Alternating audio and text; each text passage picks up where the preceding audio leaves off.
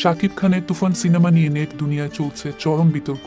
নেটিজেনরা খোঁজার চেষ্টা করছেন যে কে হবেন তুফানের মেইন ভিলেন। বাট একটু টুইস্ট আছে। পাবলিকরা ভাবতে শুরু করেছেন যে সাউথের বিক্রম মুভিতে রোলেক্স এর মতো তুফান মুভিতে নিশোর এমন এন্ট্রি হবে কি, আর কেন এমনটা ভাবা হচ্ছে তার পেছনেও সলিড রিজন আছে।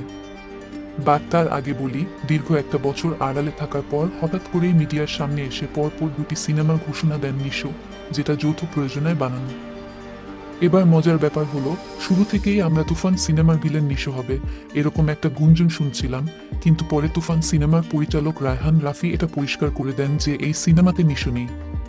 কিন্তু তারপরও তুফানে নিশো থাকা না থাকার ব্যাপারটা যেন পিছু ছাড়ছেই না, বারবার উঠেই আসছে। ফর এক্সাম্পল, তুফানের টিজার যখন রিলিজ পায় তার কিছুদিন পর টিজারের ছোট্ট একটা দৃশ্য নিয়ে নেট দুনিয়ায় হইচই পড়ে যায়।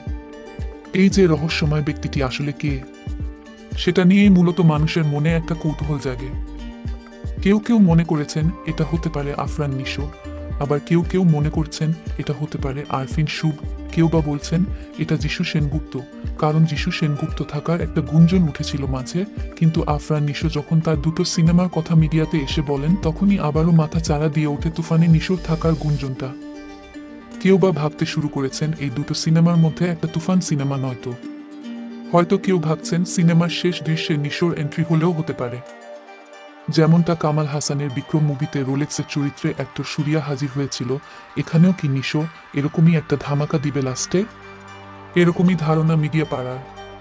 তবে হ্যাঁ, তুফান সিনেমায় যদি আফরান নিশো থাকে তাহলে সিনেমাটা সুপার ডুপার হিট করবে, এমনটাই প্রত্যাশা সকলের।